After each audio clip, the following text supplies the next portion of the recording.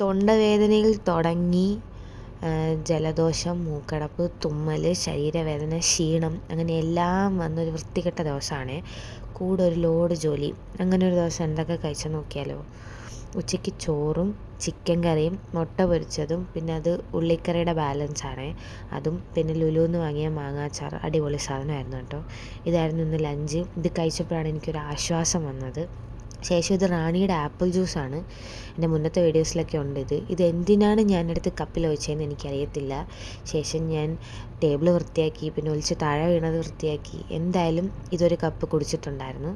ഈ മുട്ട കണ്ടോ, കാടമുട്ടയിൽ നിന്ന് വളർന്ന് കോഴിമുട്ടയുടെ പൂർണ്ണതയിലെത്താത്ത സൈസാണ് ഇതിന്. അതുകൊണ്ട് ഇതൊരു 3-4 കഴിച്ചു.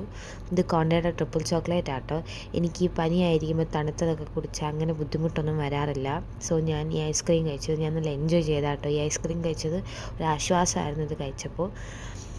ഇന്നത്തെ ദിവസത്തെ മെയിൻ വില്ലൻ ഇവനാണ്. എൻ്റെ കാല് ഭയങ്കര വേദനയായിരുന്നു. എൻ്റെ ജോലി കുറച്ച് നടക്കുന്ന റിലേറ്റ് ആയിട്ടുള്ള. സോ ധാത്രിയുടെ ഈ റോൾ ഓണിൽ അടിപൊളി സാധനമാണ്. ഇത് തേച്ചിട്ട് ബാൻഡേജ് ചുറ്റി വെച്ചപ്പോൾ വേദന നല്ല കുറവുണ്ടായിരുന്നു.